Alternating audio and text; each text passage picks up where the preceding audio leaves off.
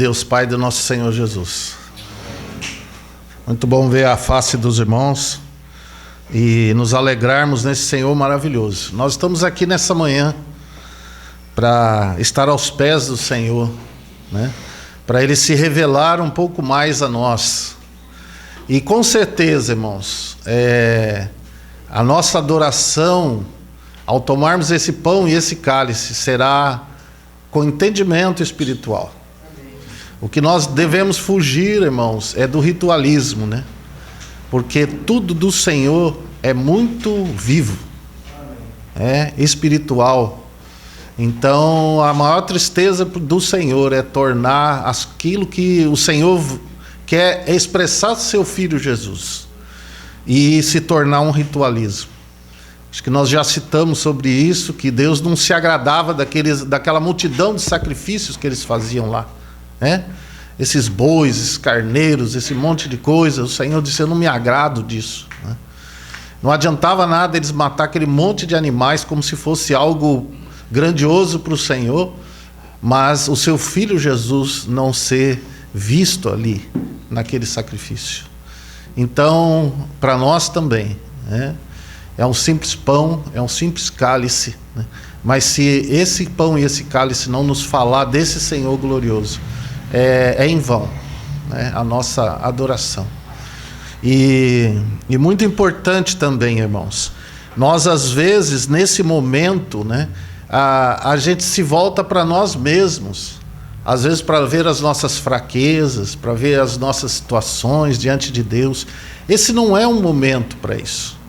Esse é um momento para você ver quão grandioso o Senhor é, quão majestoso o Senhor é, quão amoroso o Senhor é, quão benigno o Senhor é, quão perdoador o Senhor é. Esse é um momento para nós tocarmos esse coração do Senhor maravilhoso. Amém? Eu queria iniciar com aqueles 3 textos que nós temos começado desde a sexta-feira. Apocalipse capítulo 1. E os irmãos, nós vamos compreendendo esses textos. Deixa eu pôr um pouquinho assim que fica melhor para... Acho que tem que ser assim. Verso 7, verso 8. Eis que vem com as nuvens e todo olho o verá, até mesmo aqueles que o transpassaram, e todas as tribos da terra se lamentarão sobre ele. Sim, amém. Eu sou o Alfa, o Ômega. Ele é o princípio e ele é o fim. Diz o Senhor Deus, aquele que é, que era e que há de vir, o Todo-Poderoso. Vamos para João capítulo 3. João capítulo 3, o verso 3 e o verso 5. Respondeu-lhe Jesus: em verdade te digo, que se alguém não nascer de novo, ele não pode ver o reino de Deus. Os 5. Jesus respondeu: em verdade te digo, que se alguém não nascer da água e do Espírito, não pode entrar no reino de Deus. Vamos agora para Efésios, capítulo 1.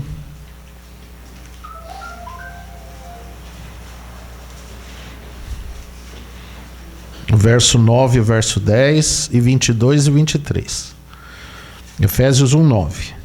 Fazendo-nos conhecer o mistério da sua vontade, segundo o seu beneplácito que nele propôs, para a dispensação da plenitude dos tempos, de fazer convergir em Cristo todas as coisas, tanto as que estão nos céus como as que estão na terra.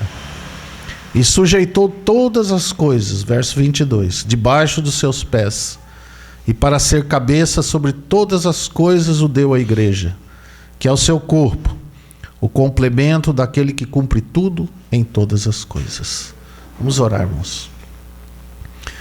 Amado Senhor, nós te pedimos que as orações que foram feitas nessa manhã, tu ouças, Senhor, tu ouças no teu santo templo, e que aquela água que flui do teu trono possa chegar até nós, Senhor, e nos revelar, abrir os nossos olhos, abrir os olhos do nosso entendimento, como aquele cego no poço de Siloé, que o Senhor ali abriu seus olhos, que os nossos olhos possam ser abertos, Senhor, e possamos contemplar essa beleza do Teu Filho Jesus Cristo.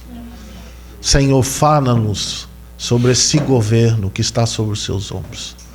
Fala-nos, Senhor, porque é disso que vai levantar cada vez mais a nossa adoração, nosso clamor pela Tua volta e o desejo pelo Teu reino, Senhor. Em nome de Jesus, nos ajude nessa manhã. Amém, Senhor. Amém. Irmãos, eu queria tomar novamente aquele texto que o irmão leu de Isaías capítulo 9. A gente fica maravilhado com o Espírito Santo, como ele é precioso, né? Graças a Deus que não são homens, mas é o Espírito que nos fala. Por isso que nós temos que estar com os ouvidos abertos ao que o Espírito fala às igrejas. E nós temos visto nesses dias que há um grande espírito de apostasia, né, de ataque contra a igreja do Senhor. E que o Senhor abra os nossos olhos para que a gente possa contemplar firme e que a gente possa pelejar por essa fé que de uma vez por todas foi dada aos santos. Isso não é orgulho, irmãos. Isso é um louvor do Senhor para nós. Se você se lembrar, quando o Senhor fala a Filadélfia, ele fala assim: eu sei que vocês têm pouca força, não é verdade? Mas têm guardado a minha palavra e não têm negado o meu nome. É um assunto, a igreja precisa pelejar, porque o Senhor ali, ele tem aberto as portas para nós, né? Como o Senhor diz ali, sobre os tesouros de Davi. Os tesouros de Davi, né, é o Senhor. E essas portas têm sido abertas para nós. É um tesouro que só é dado a nós. E nós precisamos pelejar pela fé, né? Guardar esse tesouro, né? Esconder esse tesouro nos nossos corações. Vender tudo que temos, né? E comprar esse tesouro, esse campo, né? Onde está esse tesouro. Isso também fala do Senhor conosco e nós com o Senhor. Ele é o nosso tesouro e nós somos o tesouro peculiar dele, né? Então vamos aqui em Isaías, então ler novamente e tirar um aspecto que nós queremos tratar nessa manhã com os irmãos e ver na palavra. Diz assim: porque um menino nos nasceu, um filho se nos deu. Esse é o grande sinal que foi dado, que o Senhor falou lá, né? Uma virgem conceberia. Como que uma virgem pode conceber? Uma virgem não pode conceber se não tiver um relacionamento sexual com um homem. Mas esse era o grande sinal. Uma virgem conceberia.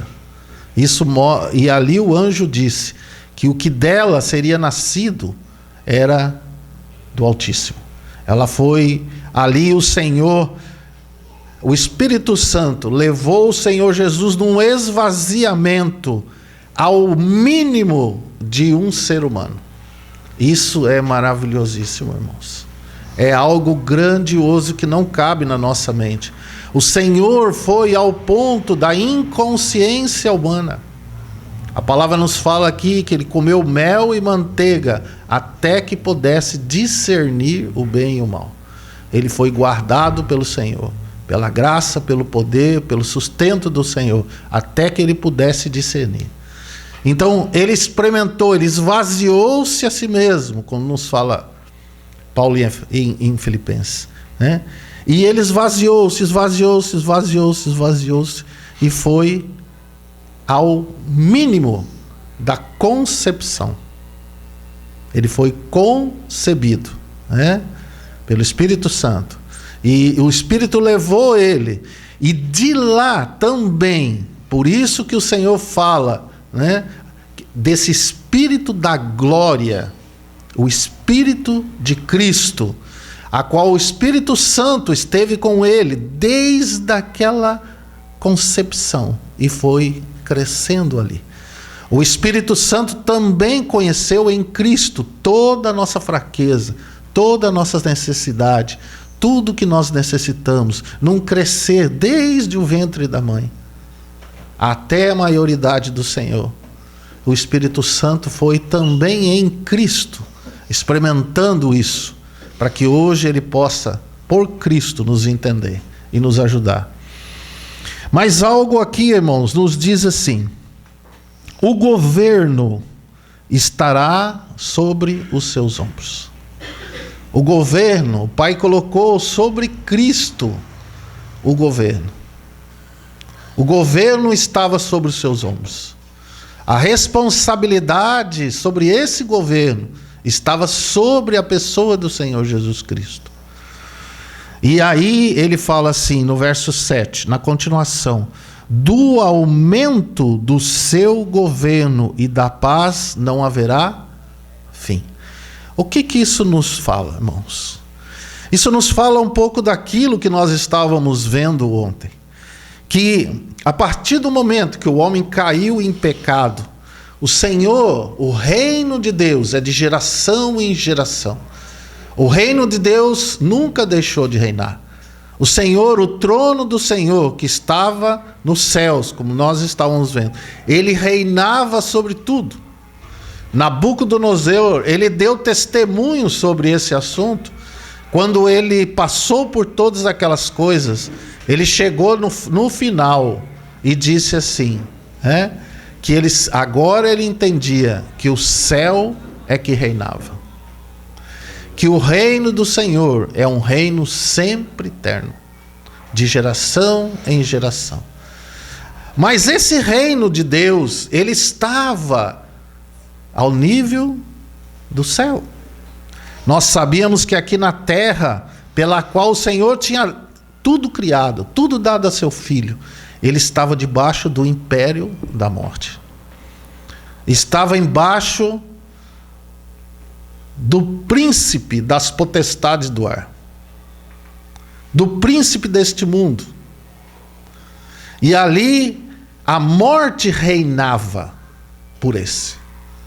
A morte reinava. Então, mas o governo estava sobre os ombros do Senhor. E quando o Senhor completou os 30 anos de idade, ele iniciou o seu ministério. E quando ele iniciou o seu ministério, a palavra mais preciosa que ele disse, vamos em Mateus capítulo 4.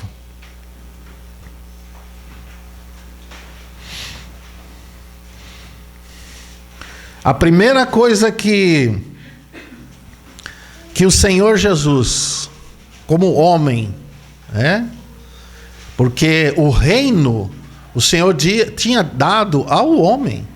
Você se lembra lá quando Deus criou o homem, ele disse, que era para o homem dominar a terra, sujeitar-a sobre todas as coisas. Mas o que o homem fez? O homem se dobrou em jugo. Essa é uma palavra muito importante. Paulo fala também isso em Gálatas, que não vos façais escravos de homens, para a liberdade Cristo vos libertou. Então, quem se dobra, não é que o Senhor nos faz dobrar. Quem se dobra somos nós. O Senhor nos colocou numa posição de responsabilidade, de governo. Assim foi colocado o homem. E hoje também o Senhor nos coloca numa posição. Agora, quem se dobra? Quem que se coloca debaixo de jugo de homens? Somos nós. Não podemos fazer isso de maneira nenhuma. Então foi o que aconteceu com Adão. Mas o mundo estava em trevas. E como nós estávamos vendo ontem, esse império das trevas, ele reinava. E toda pessoa que morria nesse tempo, ele ia para aquele Sheol, para aquele lugar, e eles só tinham uma esperança: que o Redentor deles vivia. Que um dia esse Redentor voltaria, e que esse Redentor iria buscá-los lá. Eles só tinham essa esperança. Por isso que eles tinham medo da morte. Eles temiam a morte. Porque você imagine bem, hoje nós sabemos que o nosso Senhor está assentado à destra da majestade nas alturas. E que nós estamos assentados com Ele nos lugares celestiais. Nós já estamos no céu, sabia? Já viu? Lembra quando Jesus disse lá em João 3:13, ele fala assim, né? Que ninguém subiu ao céu, senão aquele que desceu do céu e que está no céu. Como que ele está? Aonde que ele estava, né? Naquele momento, né? Ele estava aqui na terra. Mas ele dizia que ele estava no céu. Porque ele nunca deixou a sua habitação no Pai. Nunca deixou. Apesar dele ser homem, né? Mas ele nunca deixou a sua habitação no Pai. Então hoje nós entendemos isso da mesma maneira, como diz assim, que vós estáis mortos e a vossa vida está escondida com Cristo em Deus. Quem pode nos separar? Então, nós estamos aqui, não estamos? Mas Cristo está em nós, não é isso? E nós estamos em Cristo, escondido com Cristo em Deus.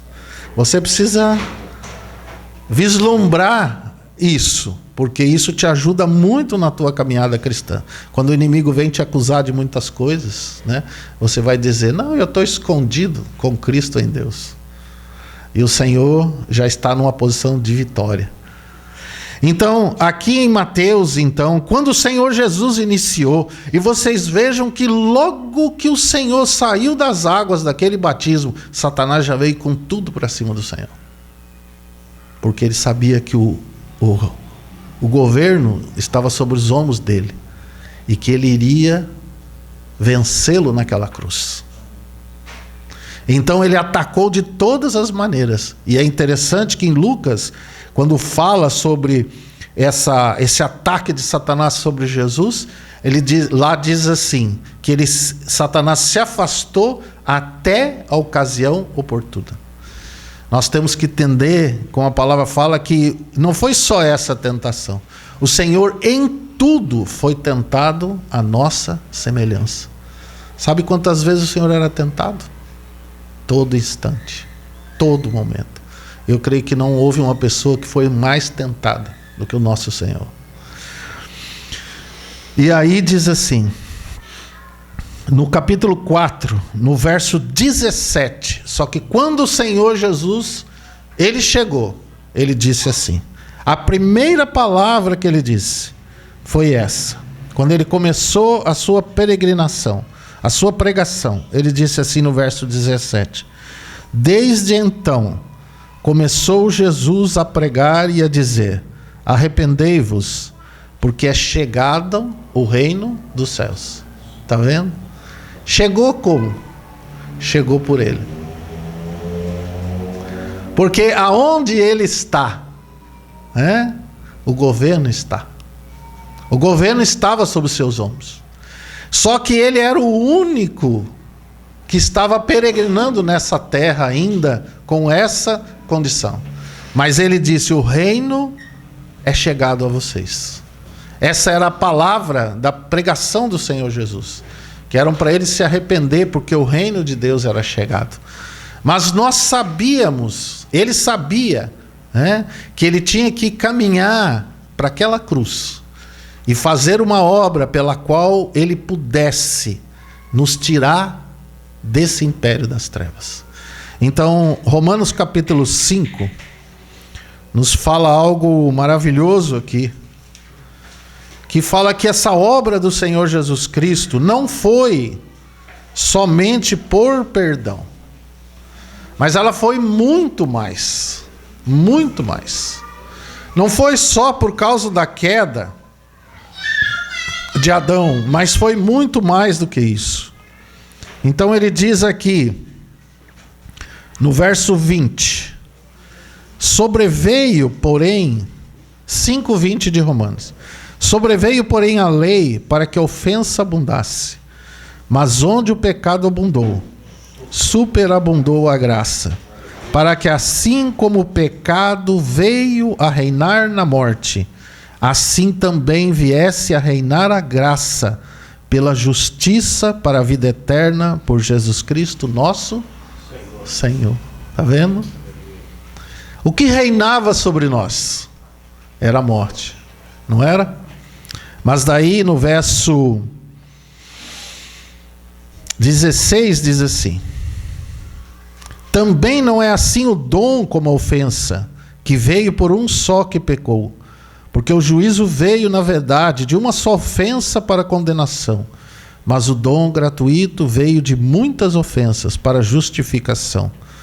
Porque se pela ofensa de um só a morte veio a reinar por esse, muito mais os que recebem a abundância da graça e do dom da justiça reinarão em vida por um só, Jesus Cristo. Está vendo, irmãos? Então, como que se deu esse aumento do governo do Senhor? Porque o governo estava sobre ele, sobre os ombros dele. E como que esse aumento do governo se deu?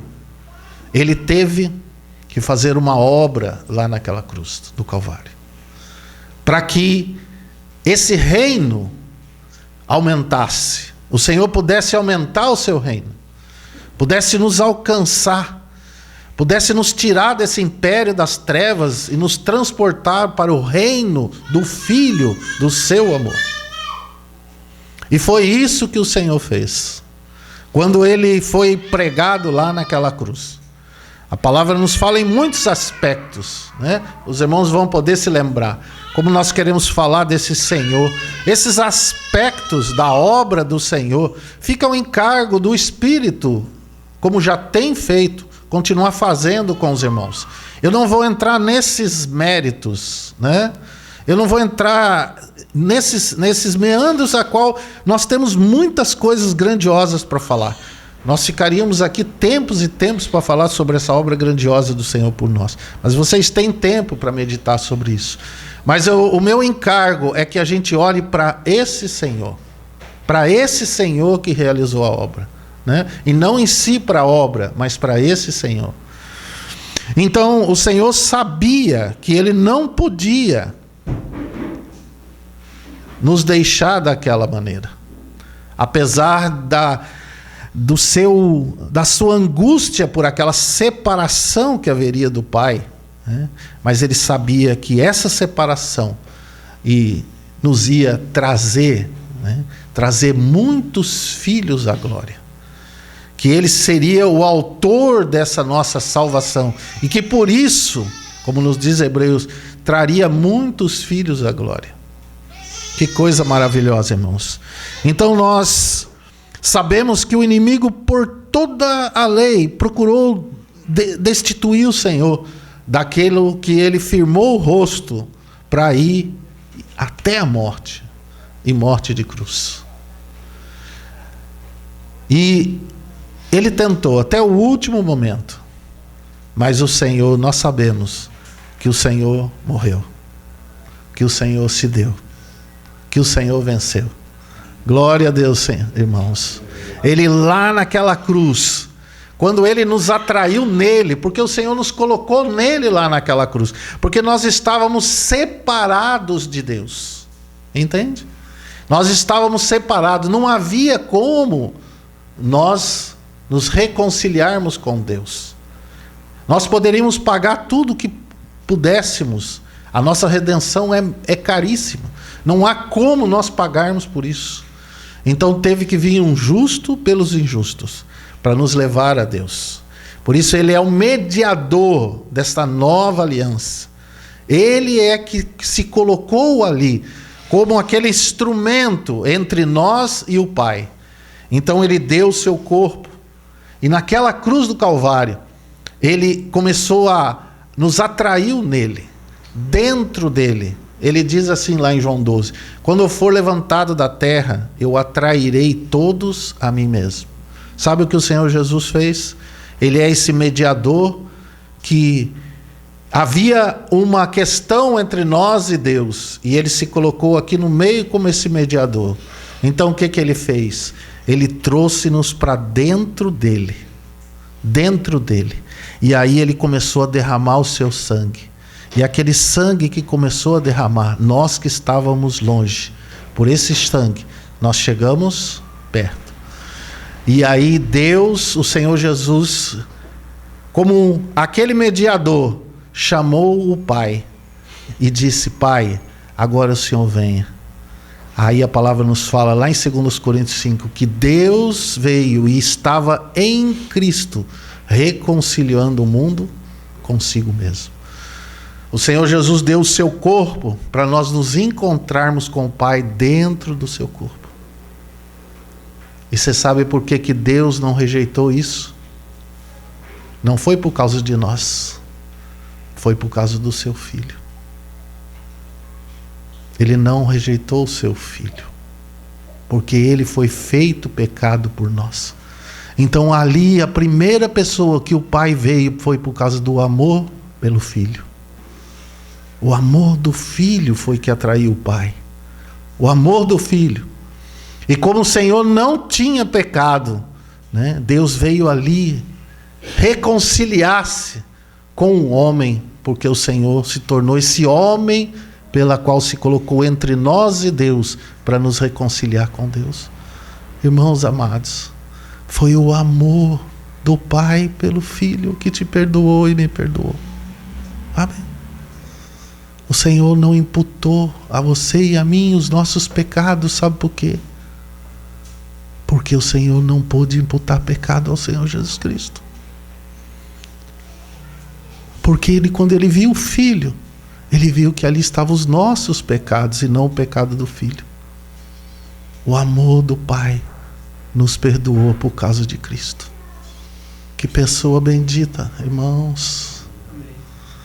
Você tem que olhar para esse Senhor maravilhoso, como que o Pai, se o Pai perdoou, está perdoado. Diz que aquele sangue cobriu completamente. Por isso que o Senhor não se lembra mais dos nossos pecados. Quando o Senhor olha para o nosso passado, Ele não vê mais você, não vê mais os seus pecados, não vê mais a sua situação. Quando o Senhor olha para você hoje, Ele te vê em Cristo, Ele te vê no seu Filho amado. Por isso que você é amado.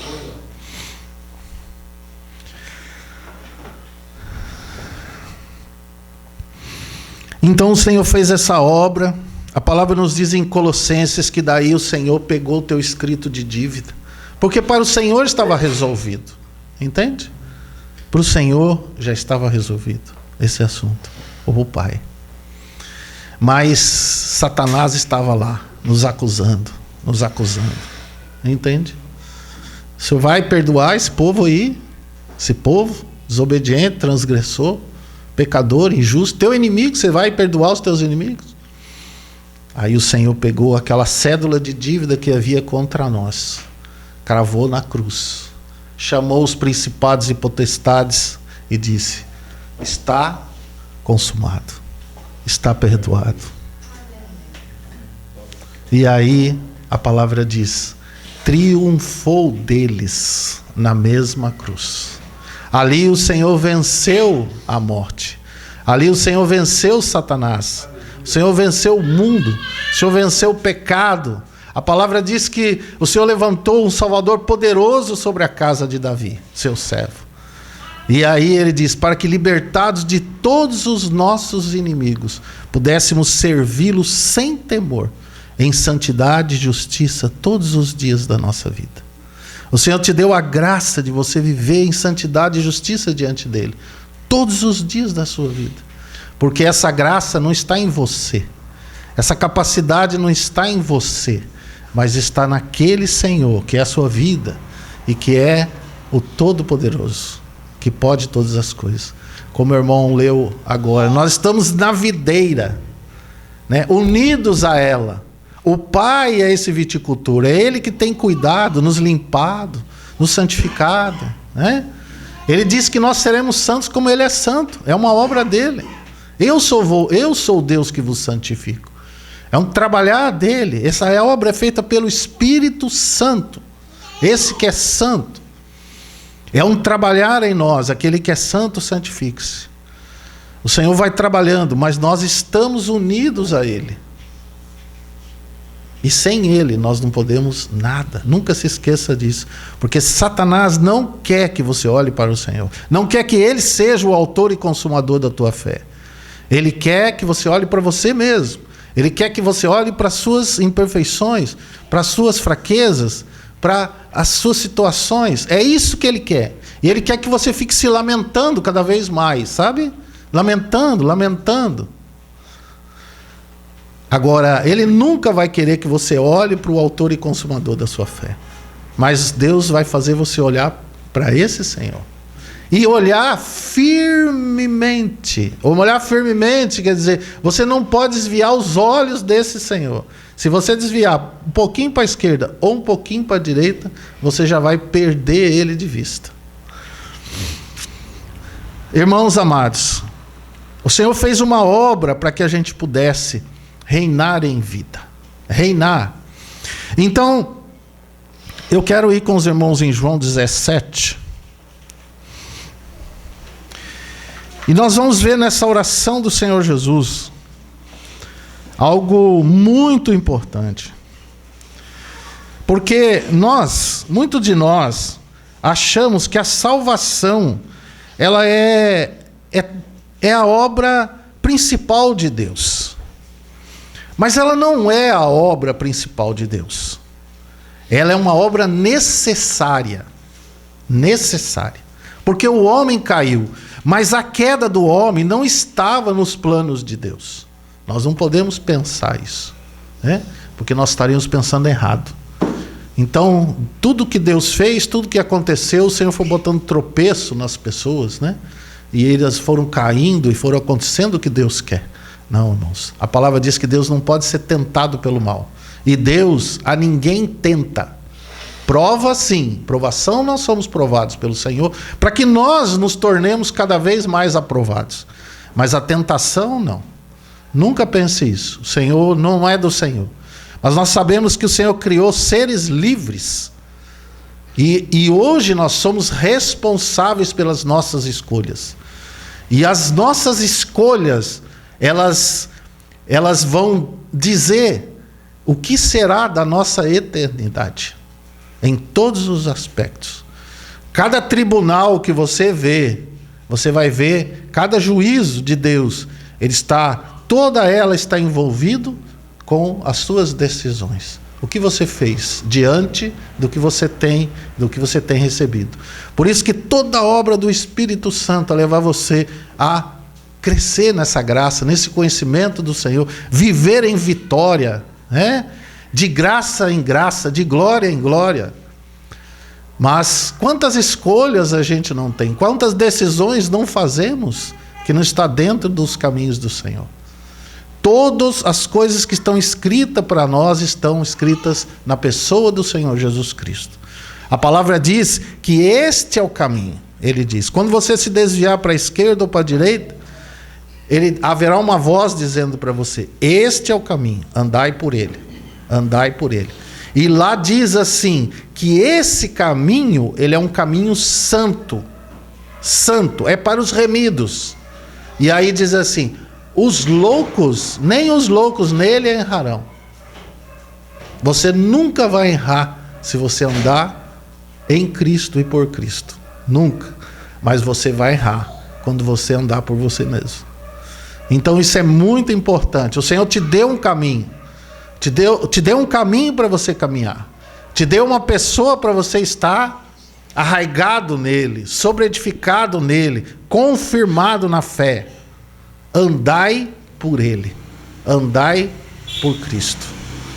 Essa é a palavra. Aí não há erro. Mas em João 17, nós vamos ver que o propósito de Deus, realmente, o grande propósito de Deus, era aquele propósito eterno que nós já tínhamos visto lá, de criar o homem à imagem e semelhança de Deus. E que esse homem crescesse em graça e em conhecimento, diante de Deus, naquela árvore da vida, pela qual o homem ia se alimentando dela, crescendo nela, crescendo em graça, crescendo em glória. Esse era o propósito eterno de Deus, nos fazer conforme a imagem de seu Filho. só que não pode ser feita assim, né? Ela é feita com conhecimento, é feita com decisões, é feita com coração. O Senhor diz assim: dá-me o teu coração, filho meu. O Senhor deseja que a gente faça para o Senhor de coração. Então, mas nós sabemos que a queda veio e a salvação ela foi necessária.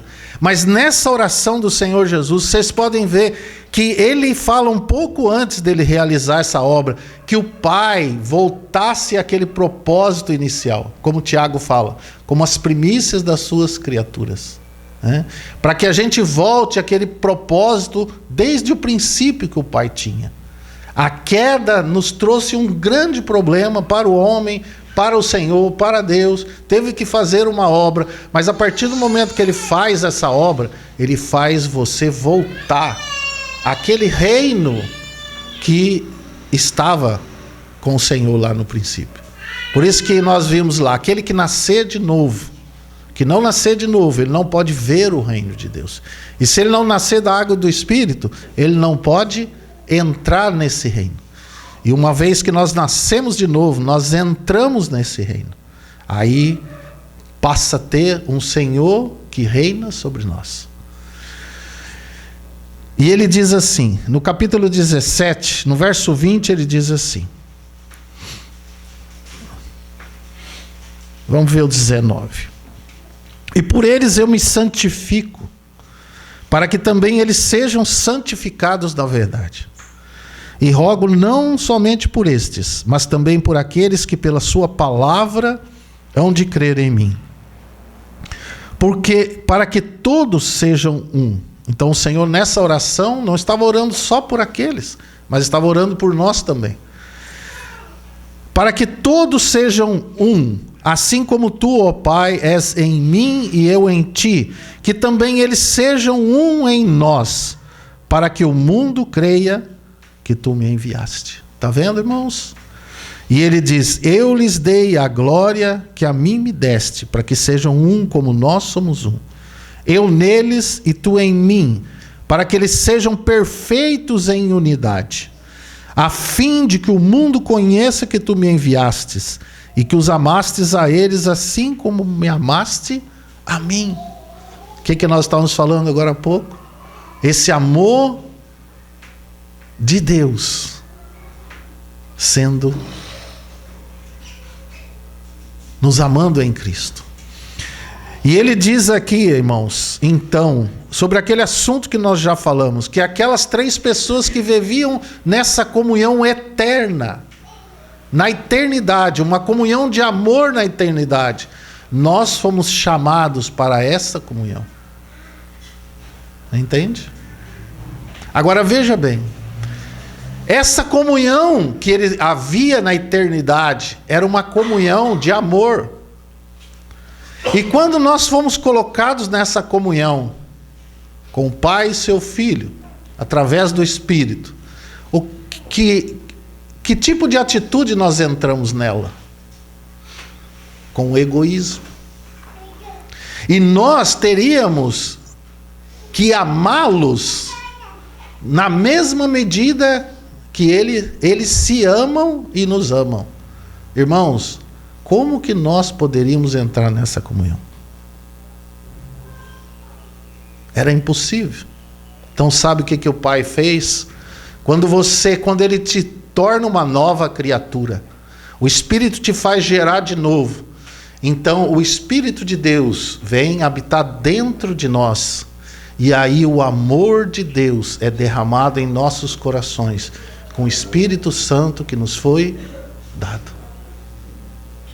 Agora veja bem, nós estamos nele, ele está em nós. Nós voltamos àquele princípio do propósito eterno de Deus, uma comunhão perfeita em amor, a qual nós fomos incluídos nessa comunhão. Agora o que o Pai quer de nós? Então veja que ele continua dizendo assim, verso 4: Pai, desejo que onde eu estou, estejam comigo também aqueles que me têm dado, para verem a minha glória, a qual me deste, pois que me amaste antes da fundação do mundo.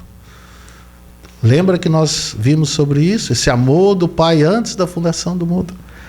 Pai justo, o mundo não te conheceu, mas eu te conheço.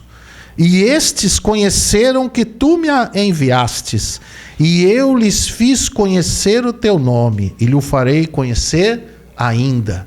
Veja que ninguém pode conhecer o Pai, senão pelo Filho. Você não pode conhecer a Deus, e você nunca jamais vai ver a Deus. Não pense que você vai chegar lá diante de Deus e vai ver a Deus com aquela barbinha branca, velho, aquele velhinho sentado no trono, o filho dele, aquele jovenzinho sentado do lado dele, né? Quando você chegar lá, você vai ver quem assentado no trono? O Senhor Jesus Cristo. E se você começar a olhar de um lado para o outro e falar para o Senhor: Senhor, aonde está o Pai? Mostra-nos o Pai.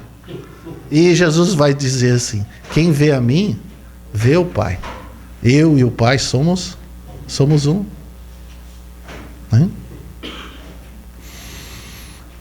E ele, então, nós vamos conhecer a glória do Pai na face de Jesus Cristo. Então aqui ele diz que ele nos vai fazer conhecer mais. Por isso ele diz: ninguém vem ao Pai senão por mim. E aí ele diz, preste bem atenção, para que haja neles aquele amor com que me amaste, e também eu neles esteja.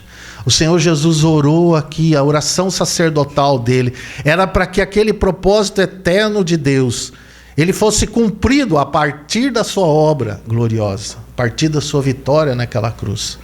Mas ele viu a nossa necessidade, porque nós estando neles e eles em nós, e essa unidade ser perfeita, mas era uma unidade perfeita de amor. Aonde acharíamos amor, irmão, para amar o Pai como Ele nos amou, amar o Senhor como Ele nos amou? E sabe maior do que isso? Ou maior não, mas também amarmos-nos uns aos outros. Entende? E a palavra diz aqui que o Senhor fez uma unidade perfeita naquela cruz. Quando nós vemos isso, irmãos, e vemos a cristandade tão dividida, e vemos nós mesmos às vezes criando divisão entre nós, isso afeta o coração do Pai de forma muito séria. Então, quando nós precisamos contemplar esse nosso Senhor, sabe, para que a gente possa andar como Ele andou. Agora, esse amor, veja, ele diz assim, ele sabia que nós não poderíamos sem que esse amor dele estivesse em nós. Então ele orou por nós, e a palavra nos diz que esse amor foi derramado em nossos corações pelo Espírito Santo que nos foi dado. Você pode amar como ele amou? Pode. E deve. Ele diz assim: amai-vos uns aos outros, como eu vos amei. Você pode amar como Deus amou? Você pode ser perfeito, como é perfeito o vosso Pai Celestial? Você sabe no que está a perfeição? Você sabe qual é o vínculo da perfeição? Você sabe onde que está a sua perfeição? No amor. E o amor está aí derramado. E o que nós fazemos com esse amor? Que o Senhor nos dê arrependimento, irmãos. Diante dessa obra tão gloriosa do Senhor. Então nós fomos chamados para essa comunhão.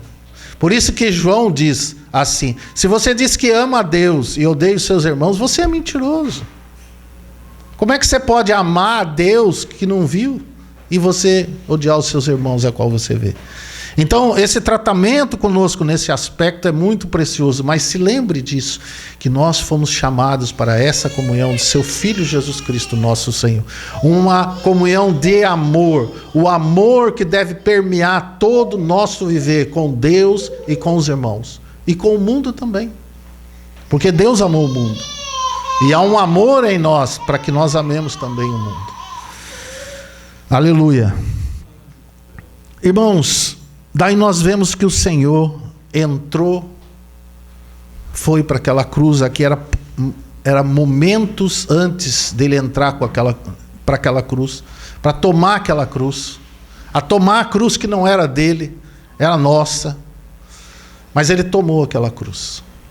E ele foi, morreu, como nós vimos ontem, desceu aquelas partes mais baixas da terra, e de lá, ao terceiro dia, ele ressuscitou.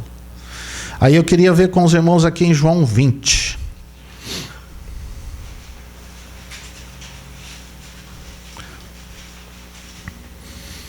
Quando Maria Madalena foi no túmulo,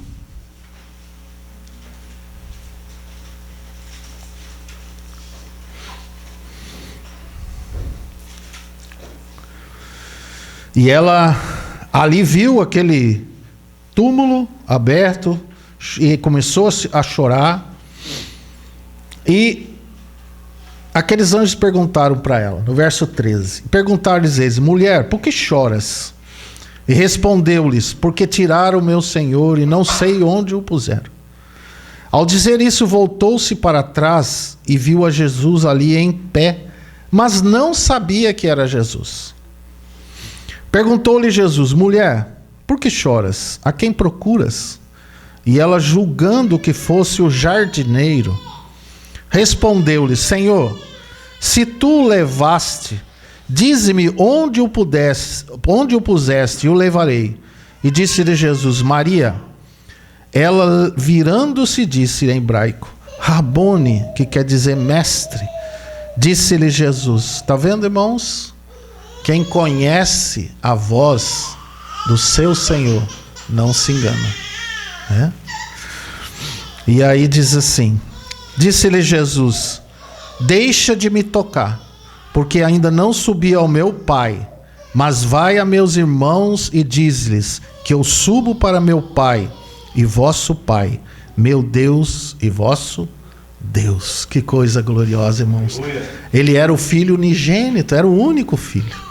Mas quando ele fez essa obra, como aquele sacerdote que pegava aqueles molhos, né, e faziam aqueles movimentos diante de Deus, o Senhor fez isso também, nos apresentou a Deus. E eu entendo, irmãos, que esse momento o Senhor disse: não me toque, porque ele estava na plenitude da sua santidade, e ele tinha que adentrar como aquele sumo sacerdote, lá dentro do santuário, com seu próprio sangue. Então vamos ler Hebreus capítulo 9.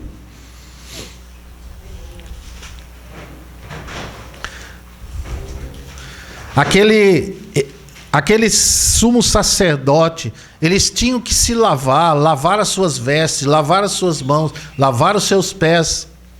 E eu creio ali que o Senhor, ele não estava nem tocando o chão. Ele estava recém-ressuscitado. E a primeira coisa que ele fez, Hebreus capítulo 9, nos diz assim, verso 11: mas Cristo, tendo vindo como sumo sacerdote dos bens já realizados, por meio do maior e mais perfeito tabernáculo, não feito por mãos, isto é, não desta criação, e não pelo sangue de bodes e novilhos, mas por seu próprio sangue, entrou uma vez por todas no santo lugar, havendo obtido uma eterna redenção. E aí diz no verso 19: porque havendo Moisés anunciado a todo o povo todos os mandamentos segundo a lei, tomou o sangue dos novilhos e dos bodes com água, lã, púrpura e sopo, e aspergiu tanto o próprio livro como todo o povo, dizendo: este é o sangue do pacto que Deus ordenou para vós. Semelhantemente aspergiu com sangue também o tabernáculo e todos os vasos do serviço sagrado. E quase todas as coisas, segundo a lei, se purificam com sangue, e sem derramamento de sangue não há remissão. Era necessário, portanto, que as figuras das coisas que estão no céu fossem purificados com tais sacrifícios, mas as próprias coisas celestiais com sacrifícios melhores do que esses, Pois Cristo não entrou num santuário feito por mãos, figura do verdadeiro, mas no próprio céu, para agora comparecer por nós perante a face de Deus. Aleluia, irmãos. Só que esse Senhor, ele fez como aquele sumo sacerdote. Ele entrou lá dentro, levou os nossos nomes ali, que aquele sumo sacerdote levava nas suas vestes. Ele entrou com seu próprio sangue, purificou todas as coisas, entrou no próprio céu. Quando fala aqui do Santo dos Santos, entrou no próprio céu, e ali ele intercedeu por nós. E o Senhor disse a ele: volta, eu os tenho perdoado. Oh, irmãos, o Senhor Jesus aí voltou, como aquele sumo sacerdote que voltava para o povo, e eles começavam: agora é hora de vitória, irmãos, aleluia. Aí ele voltou, diz: toca em mim. Naquele momento não podia, mas ele diz: toca em mim, toca, veja que sou eu mesmo. E ele ficou durante 40 dias falando para eles acerca do reino. E eles disseram: vocês fiquem aqui, aguarde, porque eu vou novamente entrar, eu vou subir ao céu. Aquele livro que ele foi purificado aqui, eu vou tomar aquele livro e vou abrir os seus selos e vou derramar sobre vós o Espírito Santo de Deus. Aleluia. Ali, o aumento do seu reino estava começando. Que coisa maravilhosa, irmãos. Veja aí, quando ele subiu ao céu, ele falava para eles: eu tenho que ir, para que venha o Consolador. E o Senhor Jesus, ele subiu a um trono. E ele se assentou como esse sumo sacerdote, num trono de graça e de misericórdia. Que coisa maravilhosa, irmãos. Um trono de graça e de misericórdia. E quando ele entrou para dentro do santuário, que ele derramou o seu Espírito Santo, agora ele, de dentro do santuário, ele diz: entre também, entre com ousadia, chegue ao trono da graça, para que vocês possam alcançar graça, para que vocês alcancem misericórdia no tempo oportuno. Ele é um homem que está sentado à destra de Deus, um homem que foi provado, um homem que foi tentado, um homem que passou todas as nossas fraquezas. E ele está lá nos aguardando, esperando e nos chamando. Vocês acham que ele não pode se compadecer das nossas fraquezas, irmãos? Ele pode. Ele é esse sumo sacerdote, tal que se assentou à destra. Que coisa maravilhosa. Hoje, aqueles que ficavam contemplando, nós compartilhamos isso no Rio de Janeiro, aquele porteiro do Salmo 84, ele não podia entrar, ele só podia andar naqueles átrios. Mas ele dizia que para ele valia muito mais um dia naquele átrio do que em outras partes 1000. E ele olhava para fora, olhava lá para dentro, dizia que ele não podia entrar lá dentro, somente os sacerdotes e o sumo sacerdote podia entrar no Santo dos Santos. Mas ele falava assim: eu prefiro, porque ele era um porteiro da casa, aquele que ficava na porta para que os imundos não entrassem. E ele ficava ali, mas ele dizia: eu prefiro estar à porta da casa de Deus do que estar na tenda da impiedade.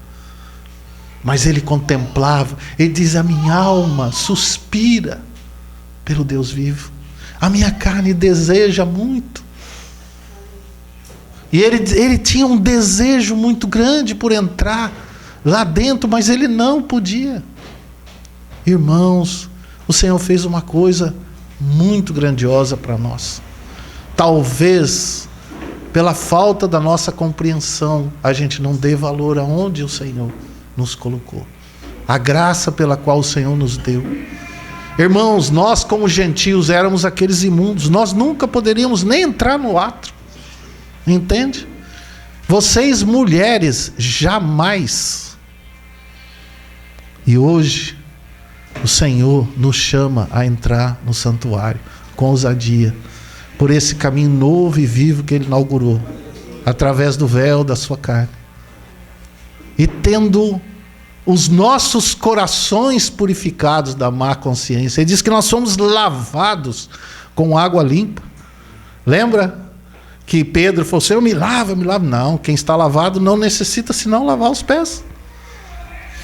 Então nós somos lavados hoje pela palavra, mas a nossa roupa está limpa, está branca, está alvejada pelo sangue do Cordeiro.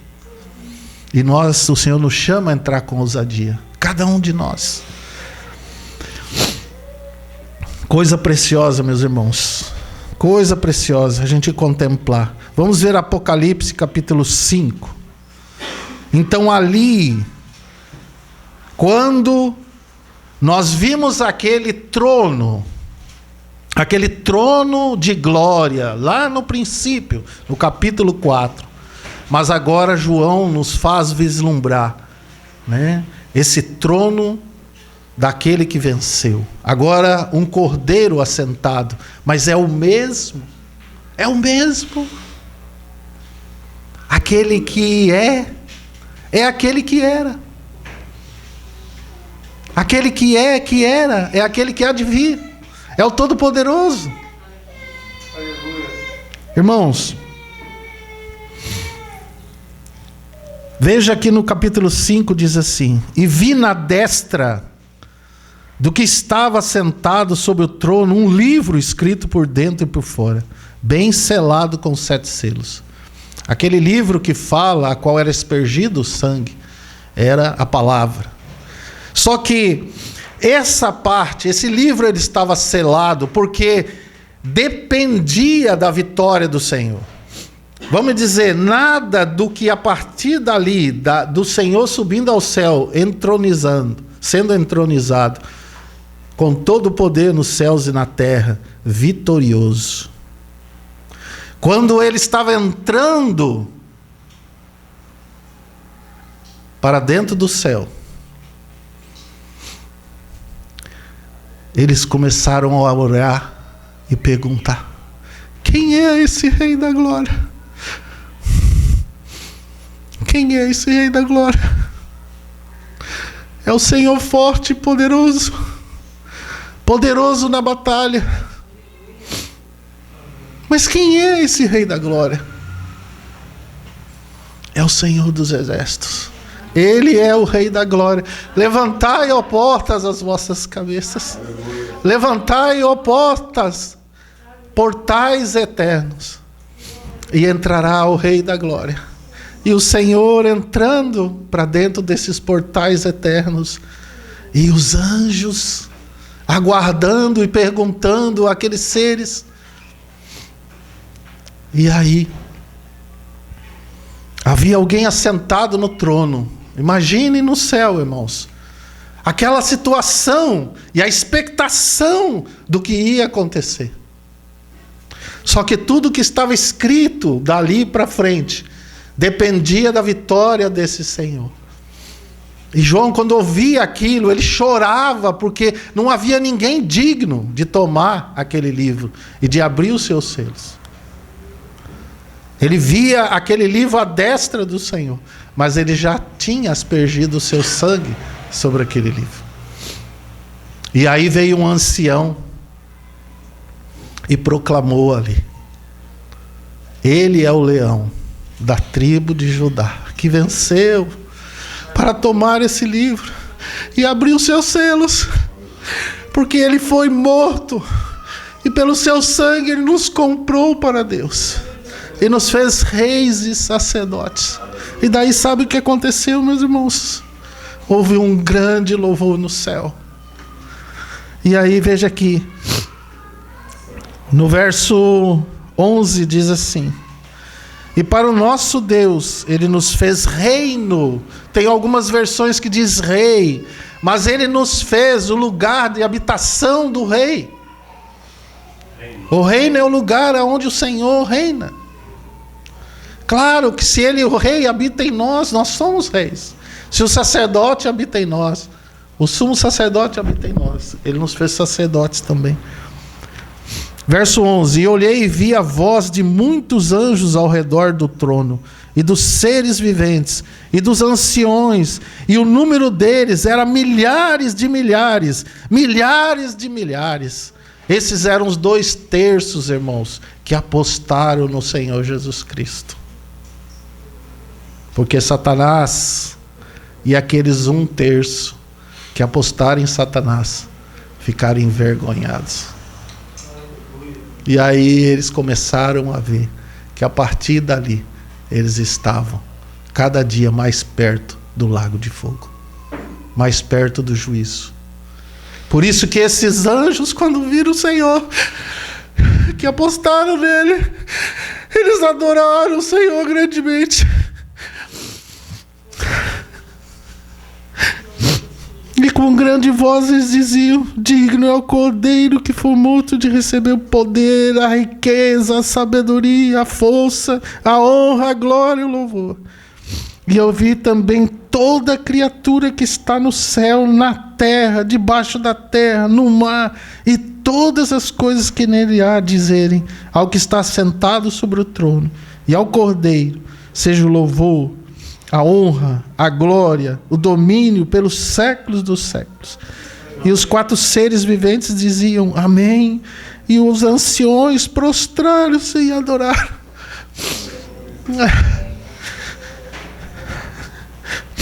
Irmãos, que grandioso. E vi, verso 6, quando o Cordeiro abriu um dos 7 selos. E aí foram abertos. Aberto aquele livro, porque ele tinha vencido. E agora ele pode abrir o que vai acontecer daí para frente. E não tem mais volta, irmãos.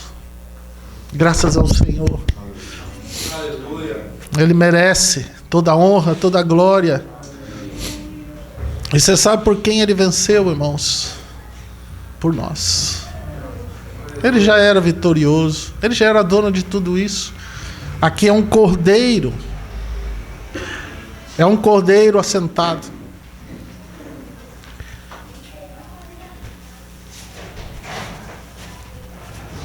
Desculpe, irmãos.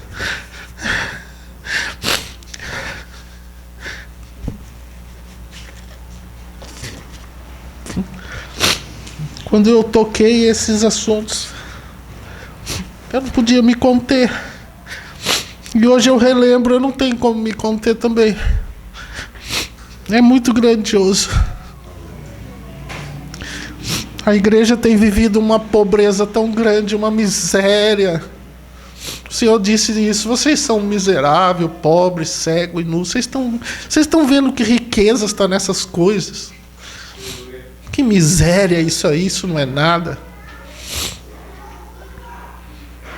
Nós precisamos contemplar esse Senhor para ver quanta riqueza é esse nosso Senhor. Quanta riqueza. Satanás não pode mais destruir o que o Senhor fez. Mas sabe o que ele pode fazer? Ele tem tentado fazer, irmão? Destruir isso aos teus olhos. Porque ele sabe que se você compreender isso claramente, tudo que o Senhor fez, sabe como é que vai ser o seu viver? Nos céus. Nos lugares celestiais. É assim que você vai viver. Na presença de Deus. Com toda a confiança. Mas sabe o que o inimigo tenta fazer com você? Não é bem assim. Não é bem assim. Né? Ou então ele começa a potencializar as coisas. Vocês querem ver? Esse mesmo Senhor, que está sentado à destra de Deus, que derramou o seu Espírito Santo, a partir daqui, desse livro aberto, então a partir daqui, vai começar a acontecer as coisas. Então, nesse momento, como nós lemos lá em Efésios, como aprova a Deus convergir em Cristo tudo, então o seu reino começou a aumentar. Foi derramado o Espírito Santo sobre essa terra. E a partir dali, o Espírito Santo começou a estar vivendo dentro de nós. Isso era algo impensável pelos homens.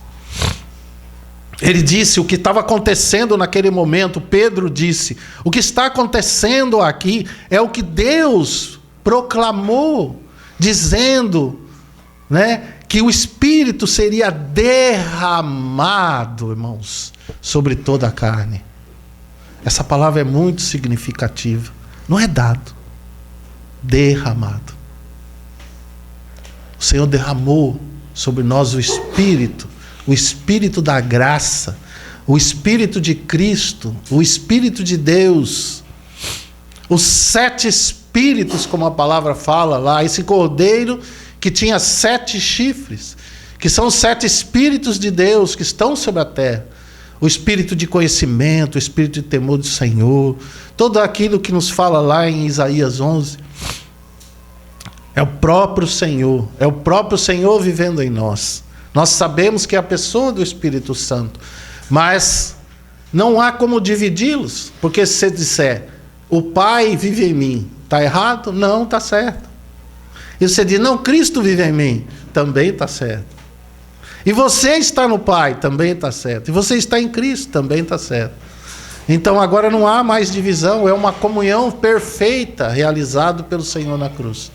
Nada pode nos separar do amor de Deus que está em Cristo Jesus, nosso Senhor. Então, esse Espírito derramado, ele começou a fazer uma obra nessa igreja. E como nós lemos em Efésios, para ser cabeça sobre todas as coisas, o deu à igreja. Pense nisso, irmãos. Medite nisso. Pare para você considerar isso. Sabe por quê? Porque o Senhor veio para reinar sobre você e sobre a igreja. Pare de você governar a sua própria vida. Pare de você decidir as suas próprias coisas. Pare. O Senhor é a tua cabeça. As irmãs, às vezes, a palavra diz que Deus é o cabeça de Cristo, Cristo é o cabeça do homem, o homem é o cabeça da mulher. Mas ainda que seja o homem, você saiba que Cristo está sobre ele.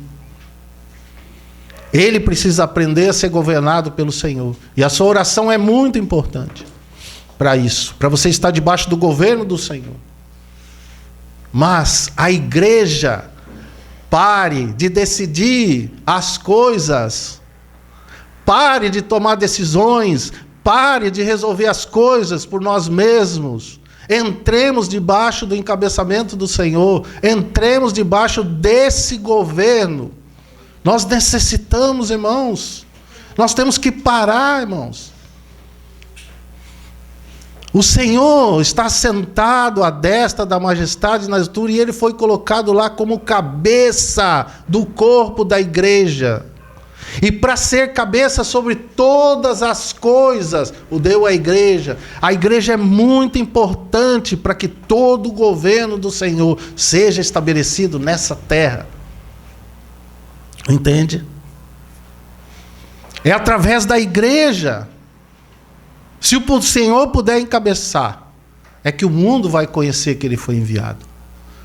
É através da igreja pela qual os anjos vão ser julgados. Nós precisamos entender isso de forma muito séria, irmãos. A igreja não é nossa. A igreja é do Senhor. Ele é o cabeça dessa igreja. O espírito de liderança não cabe na igreja, irmãos. Ele cabe no mundo, mas na igreja ele não cabe. Ele combate contra o Senhor, contra a autoridade do Senhor, contra o governo do Senhor. Você sabe por que há tantas divisões entre os cristãos? Sabe por quê?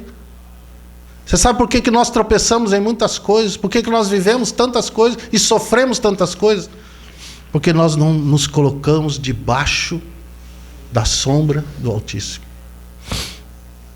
Nós não nos colocamos debaixo do governo do Senhor, da autoridade do Senhor. E realmente, irmãos, a igreja só será vitoriosa a partir do momento que nós fazemos como Jonas fez. Quando ele viu que o reino estava sobre Davi, o que ele fez com a sua espada? O que ele fez com o seu arco? O que ele fez com o seu escudo? O que ele fez com as suas vestes? Ele colocou tudo aos pés do Senhor. Ele teve uma atitude errada depois, nós sabemos disso. Ele gostava da casa do Pai, das benesses da casa do Pai. Esse é um tratamento do Senhor conosco, mas ele reconhecia o reino do Senhor. Nós temos que reconhecer o reino do Senhor. O reino está sobre os seus ombros, e o primeiro lugar que o Senhor veio buscar para reinar é sobre nós, irmãos. O reino de Deus não tem uma aparência exterior, nem dizer o ei-lo aqui ou ei-lo ali, mas o reino de Deus está dentro de vós. Lembre disso. 2 aspectos importantes. Há um rei dentro de você. O que você tem feito com esse rei dentro de você? E há um outro aspecto, irmãos, nós como igreja, há um cabeça sobre essa igreja.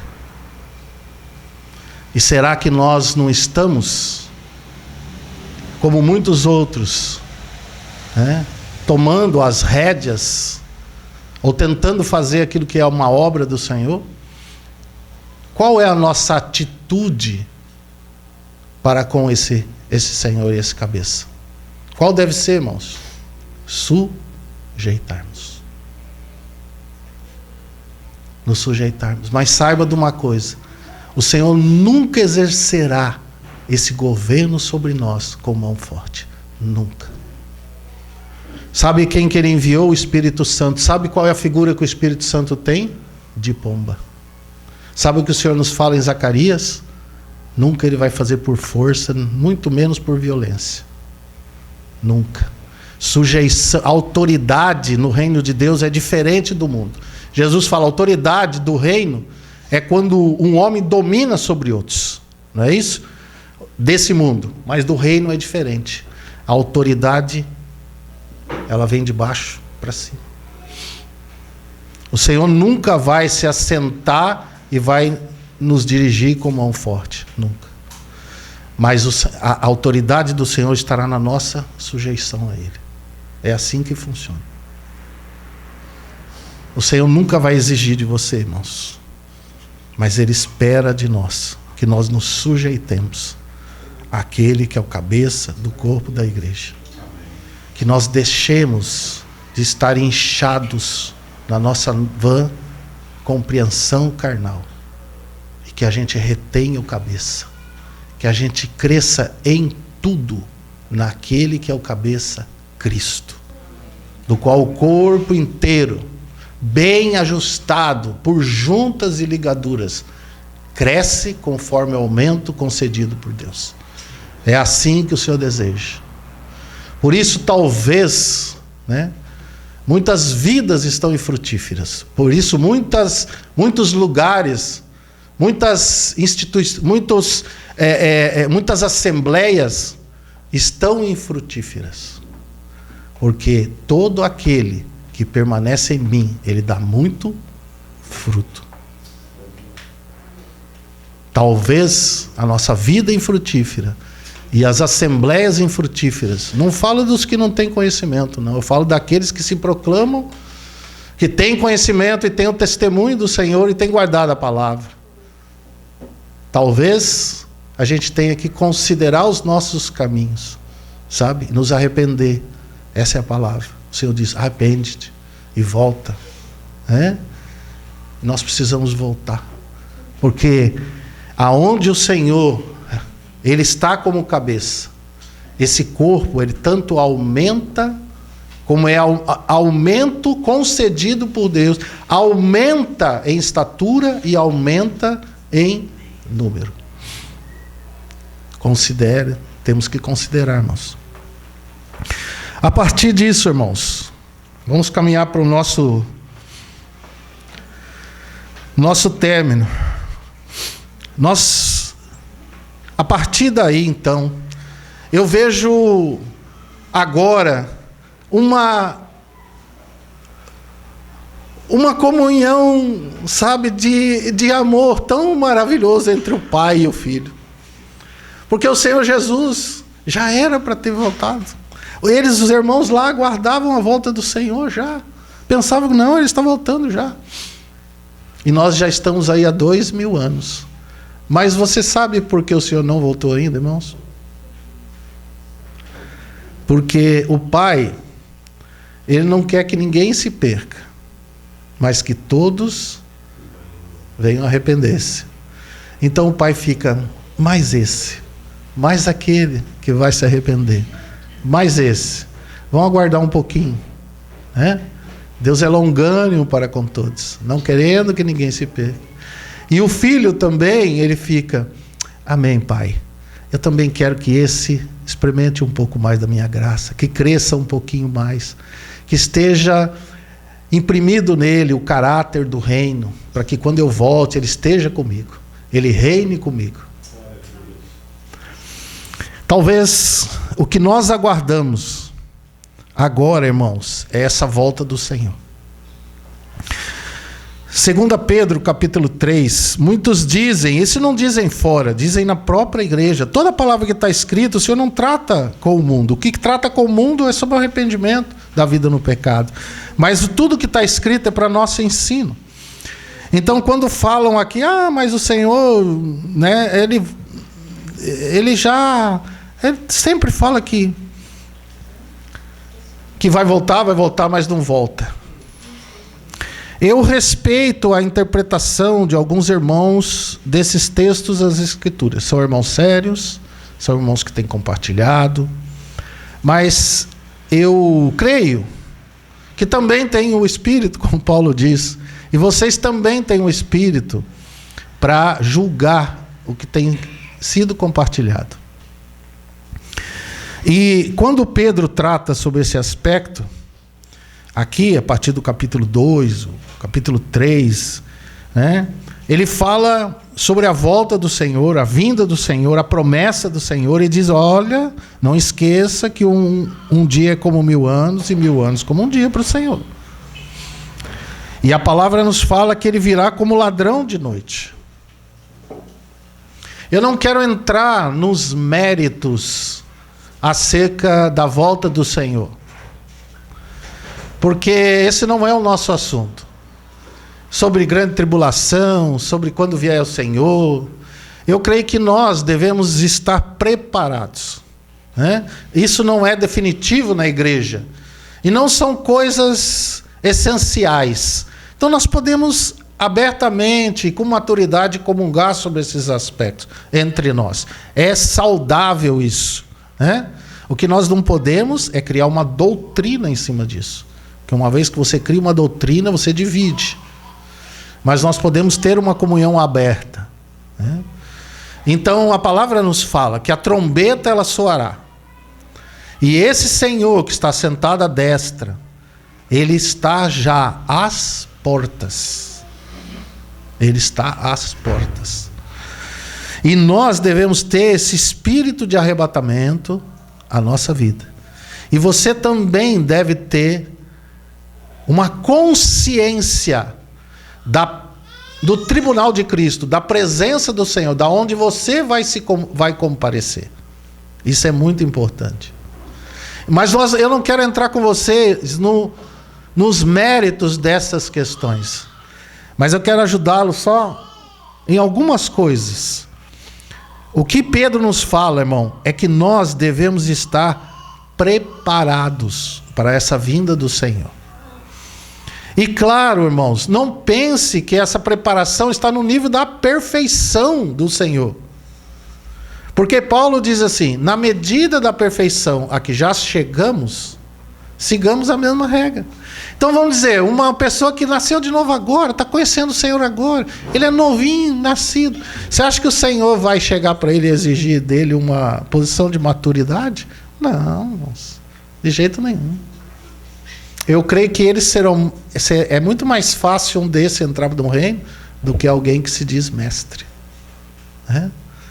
Porque o Senhor trata com criança como criança. O Senhor trata com jovem como jovem. E o Senhor trata com pais como pais, né?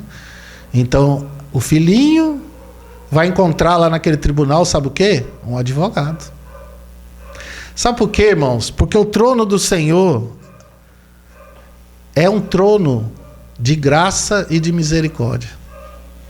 O Senhor se compadece das nossas fraquezas. Sabe qual é o assunto? Sabe como que você se livra de todo tipo de julgamento do Senhor nesse tribunal de Cristo? Nós já vimos um caminho, né? O amor. No amor, não há lei. A lei? Andar no Espírito. Contra essas coisas não há lei. Como é que o Senhor vai poder? Amor e Espírito. Mas tem algo mais. Sabe o que te livrará de uma forma muito grandiosa no tribunal de Cristo? Não julgueis, para que não sejais julgados. Você não vai ser julgado se você não julgar. Não julgueis, para que não sejais julgados. Porque a misericórdia triunfa sobre o juízo. E o Senhor disse assim: sede misericordiosos, como é misericordioso o vosso Pai Celestial. Está vendo?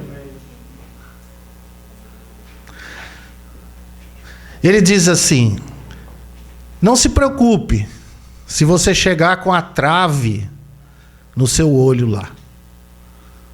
O Senhor, Ele se compadece das nossas fraquezas, Ele nos conhece. Agora, não chegue lá com a trave nos seus olhos e querendo tirar o cisco do olho do teu irmão. Porque daí o Senhor vai te julgar por isso. Então, não pela trave que está nos seus olhos, mas pelo cisco que você quer tirar. Então você vê que todo o tribunal do Senhor, grande parte, 80% eu falo assim, está ligado a relações entre os irmãos. Perdoai, para que sejais perdoado. Se você não perdoar, o Senhor também não te perdoará. Entende, irmãos? Por que o ensino do Senhor é muito forte nessas coisas? O Senhor disse assim: eu lhes dei uma chave do reino para que vocês liguem e desliguem. Aconteceu alguma questão, ficou ligado no céu, está lá. Como é que você? Ele te deu o poder. Chame o teu irmão, se reconcilie com o teu irmão, ore, e aonde estiver 2 ou 3, eu estou ali. O Senhor já está julgando aquele assunto. Se houve perdão, já foi desligado no céu. Amém. Pronto, está desligado. Algumas coisas são relacionadas com o nosso viver, no que diz respeito a dinheiro, mamon, né? Isso tem algum tratamento da parte do Senhor. Mas eu digo assim, 80%, irmãos, está relacionado com julgamento, não ser misericordioso, não ser perdoador, né? Está ligado com isso. E o Senhor, por isso que Ele faz a gente olhar para nós e dizer assim: veja o tamanho da sua dívida. Veja o tamanho da dívida que o Senhor te perdoou. Entendeu? E veja o tamanho da dívida do seu irmão com você. É isso que o Senhor manda olhar. Ele fala assim: você foi grandemente perdoado. O que você quer fazer agora? Apertar o pescocinho do teu irmão? Aí o Senhor disse assim: eu fui misericordioso com você e você não é misericordioso com seu irmão. Então eu vou tratar com você de maneira diferente. Sabe como eu vou tratar? Sabe como o Senhor vai nos tratar, irmãos? Você quer ver? Porque o trono do Senhor é um trono de graça e misericórdia. O que você vai encontrar lá? Graça e misericórdia. Mas sabe que o que o Senhor vai fazer com aqueles que julgam, não perdoam, não são misericordiosos? Sabe qual é a medida que o Senhor vai usar para eles? Para você ou para mim, se nós não formos assim? Não é a medida do Senhor, mas é a sua própria medida. Entende? Aí ele vai dizer assim: não, você mesmo, com a sua medida, com o que você medir, você vai ser medido. Está vendo? Nós não temos que ter receio do tribunal de Cristo, irmão. Ao contrário. Você tem que desejar a chegar diante do Senhor. Entende? Com alegria, inclusive. Porque o que o Senhor tem lá é misericórdia. E que se você alcançando misericórdia, você acha graça. Porque galardão é graça, irmãos. Entende? Reinar com Ele é graça. É mais ainda, é mais. O Senhor quer dar mais ainda. Eu venci, eu assentei no trono do meu Pai. E ele disse: se você vencer, você se sentará comigo no meu trono. E como que nós vencemos? Em todas essas coisas, somos mais do que vencedores, por aquele que nos amou. Aonde é que está a vitória, irmão? A vitória está na vida do Senhor, que é a sua vida e que já é vitorioso. É só isso. Será que é tão difícil? Será que nessa situação a gente tem receio da volta do Senhor? Não. Todo aquele que tem desejo, né? Você vai como aquele trigo que vai se tornando cada vez mais frutífero, você vai se dobrando, cada vez você vai se tornando mais humilde. É ao contrário. A soberba, irmãos, não é fruto de um irmão maduro. Soberba é fruto daquele que anda na carne. Ele vai se dobrando em humildade, porque a humildade é uma das características da santidade do Senhor, muito preciosa. E como nós vamos sendo transformados de glória em glória na sua imagem, nós também vamos sendo transformados à imagem dele. E daí sabe o que vai acontecendo com o trigo? Ele vai se dobrando e ele vai se soltando do mundo, cada vez mais. Sabe qual é o desejo que você passa a ter no teu coração? Que o Senhor volte logo, né? E não tem, o assunto não é reino ou não reino, é arrebatamento, se é antes. Nós não aguardamos essas coisas, né? Nós não aguardamos tribunal, nós não aguardamos nada disso. Nós aguardamos o nosso Senhor. Aleluia. Para estar para sempre com Ele. Aleluia. E se você tem vivido com Ele, com toda certeza, como Enoque, o Senhor vai tomar você para si, para Ele. Aleluia. Para você estar para sempre com Ele, né? Então, amados, nós aguardamos esse dia, pela qual, vamos ver Apocalipse, capítulo 11, quando nos fala da 7ª trombeta. Nós já estamos terminando, irmãos. É que é tanta coisa para nós falarmos desse Senhor tão grandioso, né? Mas em cada aspecto desse, os irmãos depois podem se alimentar na palavra e buscar e conhecer mais. Mas no verso 15... alguns irmãos que têm dúvida, ou que se vai ser antes, se vai ser depois, lembre sempre que vai ser ao som da última trombeta. Paulo fala sobre isso. E Jesus falou que ia ser ao som de trombeta. Ele trouxe uma revelação. Aí Paulo nos trouxe uma revelação um pouquinho maior, que disse a última, porque ele viu que tinha outras trombetas. Mas ele ainda não sabia quantas trombetas. Mas João nos fala quantas trombetas. Então, antes que venha a 7ª, lembre que é a última trombeta, lembre que ainda vão tocar 6 antes. Então ele diz: tocou o 7º anjo a sua trombeta, e houve no céu grandes vozes que diziam: o reino do mundo passou a ser de nosso Senhor e do seu Cristo, e ele reinará pelos séculos dos séculos. Está vendo o aumento do seu governo? O governo que está sobre os ombros dele, ele veio, o reino de Deus é chegado, ele fez toda aquela obra, aí ele derramou o seu espírito, passou o reino de Deus, está dentro de nós, mas agora vai vir um dia em que ele vai vir.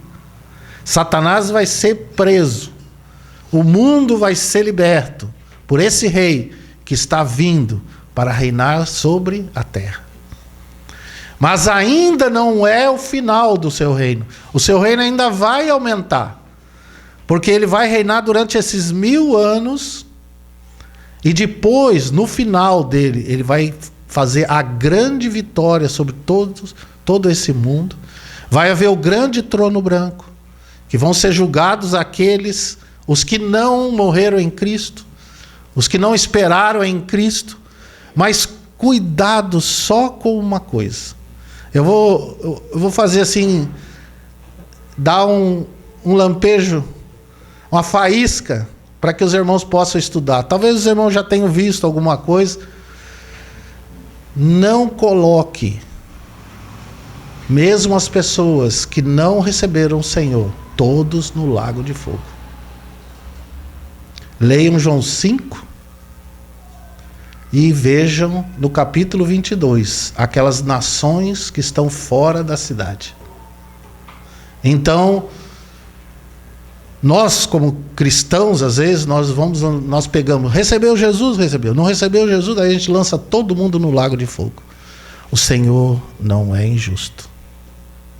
Há muitos que o Senhor vai chegar lá aquele dia e eles vão dizer: Senhor, mas como? Quando fizemos isso? E ele vai dizer: quando fizestes a um desses meus pequeninos, a mim me fizeste. Haverá, a palavra fala sobre maior juízo, menor juízo. Fala os que ficarão de fora, fala os que ficarão dentro. Fala os que estão dentro da cidade, que têm direito à árvore da vida, que têm direito a entrar e comer dessa árvore da vida. E há nações que estarão fora, que as folhas da árvore serão para a cura dessas nações, mas não poderá entrar nada do que se contamine. Então esses são assuntos que o Senhor precisa nos ensinar. Mas só uma coisa eu falo para os irmãos: o Senhor, Ele é misericordioso. O Senhor, Ele não se esquece. Você vê que na palavra de Deus, o Senhor cita muitas pessoas que eram justas, não justificadas pela fé. Cornélio era um, há testemunho nas Escrituras. O Senhor foi lá porque ele era um homem justo. Entende? Há muitos gentios no Velho Testamento que não pertenciam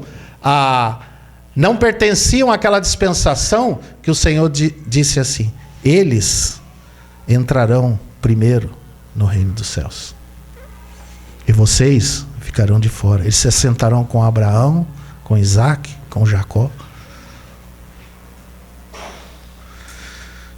Esse rei, que reinará durante esses 1000 anos, quando tudo acontecer, para nós encerrarmos no capítulo 15 de 1 Coríntios.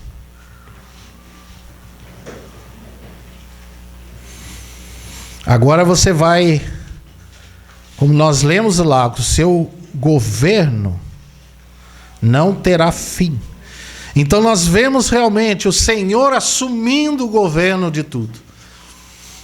O seu aumento do seu governo. Aí o reino desse mundo passou a ser do Senhor e do seu Cristo. E quando terminar tudo lá, o Senhor vai devolver o reino ao Pai. E vai se sujeitar àquele que lhe sujeitou todas as coisas. Como aquele primeiro, aquilo que o Senhor tinha dado àquele primeiro homem, mas que o primeiro homem desprezou. Mas o segundo homem, ele alcançou. E ele tomou o reino e devolveu ao Pai.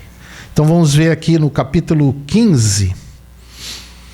Diz assim, no verso 24: então virá o fim, quando ele entregar o reino a Deus o Pai, quando houver destruído todo domínio, toda autoridade, todo poder, todo que tomou um poder que não lhe pertence. Todos que se dizem autoridade, todo poder, tudo, o Senhor Jesus tomou da mão deles.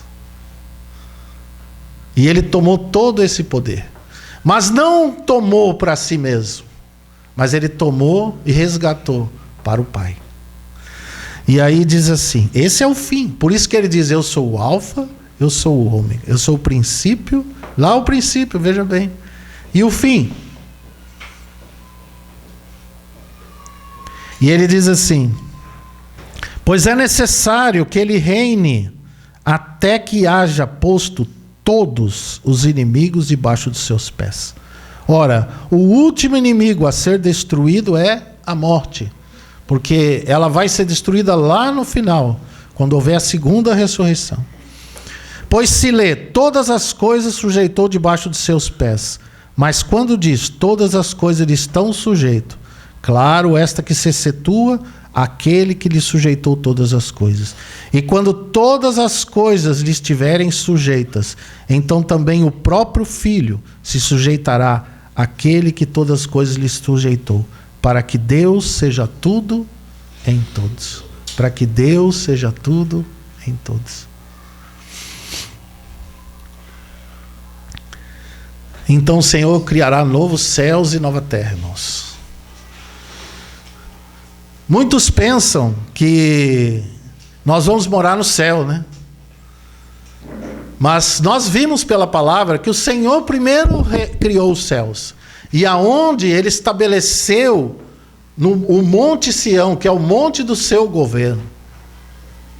Nós vimos isso ontem. Mas o que nos fala no novo céu e nova terra? O que vai acontecer com essa nova Jerusalém? Ela vai descer.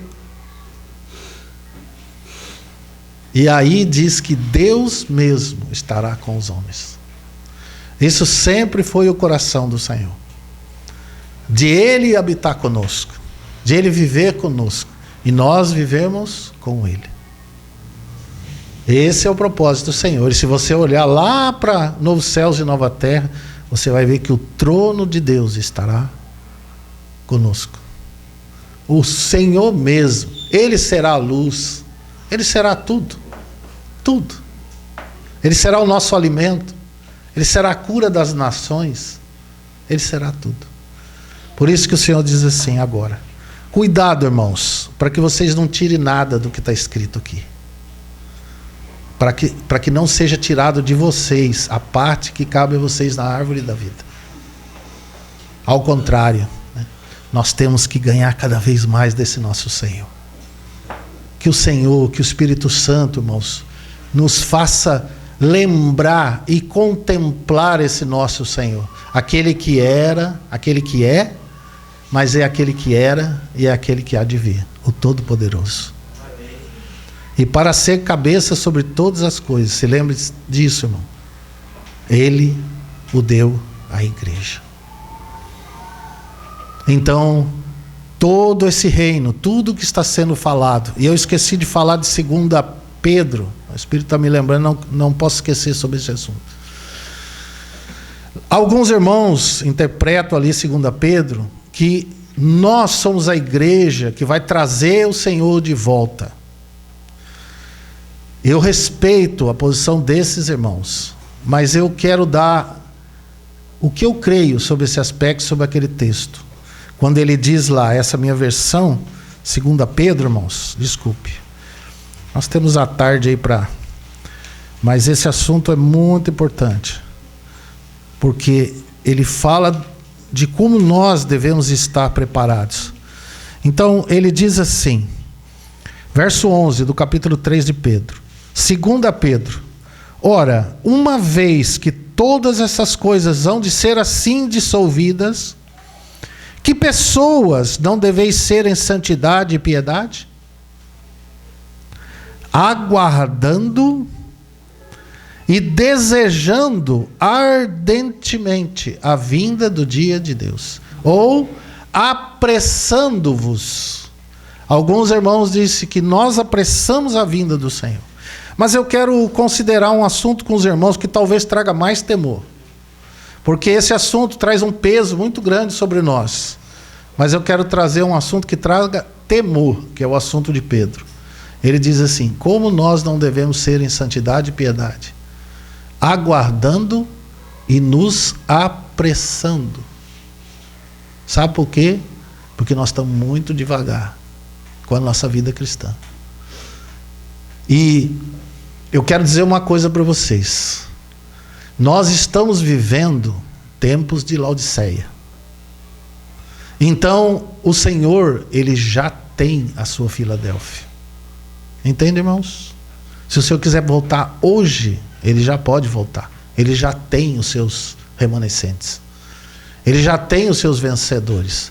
Então, o que Pedro nos exorta é que nós devemos, então, correr para estarmos preparados junto com esses irmãos.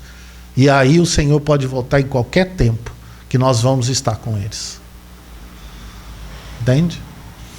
Então, nós estamos vivendo um tempo muito angustioso, como nós estávamos vendo. E se nós olharmos para isso, nós vamos dizer, a igreja não está pronta. O Senhor não vai voltar agora. Mas eu quero dizer para você, eu penso diferente. O Senhor pode voltar hoje, que Ele já obtém a sua igreja gloriosa. Agora, eu e você temos que nos apressar. Amém? Vamos adorar esse nosso Senhor. Vamos contemplá-lo agora, né? E nessa mesa, a nossa adoração vai se tornar algo tão precioso, porque nós podemos nos juntar aquelas miríades de anjos, sabe? E nos prostrarmos e adorarmos esse nosso Senhor. Louvado seja o nome do nosso Senhor. Amado Senhor, nós queremos te agradecer, Senhor. É claro que ainda nós vemos em parte. O Senhor é tão mais glorioso e grandioso. Tu és muito mais, Senhor, do que nós podemos pedir ou pensar. Senhor, nós não temos capacidade de pensar alguma coisa como de nós mesmos. Mas essa capacidade vem de Ti. Mas nós queremos, Senhor, te agradecer pela medida que o Senhor nos deu esses dias. E que, Senhor, que só fique aquilo que veio de Ti. Se há algo de vil que partiu da minha pessoa, que ela seja esquecida, que não misture, que não haja uma mosca morta que possa fazer com que o unguento do perfumista emita mau cheiro. Me perdoe, Senhor, por alguma coisa que tenha falado. Não deixe que o inimigo tome isso como a coisa principal, mas que o Senhor seja a coisa principal e seja a coisa revelada nesses dias, Senhor. Senhor, entrego a Ti a Tua palavra. É a revelação do Teu Filho Jesus Cristo. Em nome de Jesus, Senhor. Amém.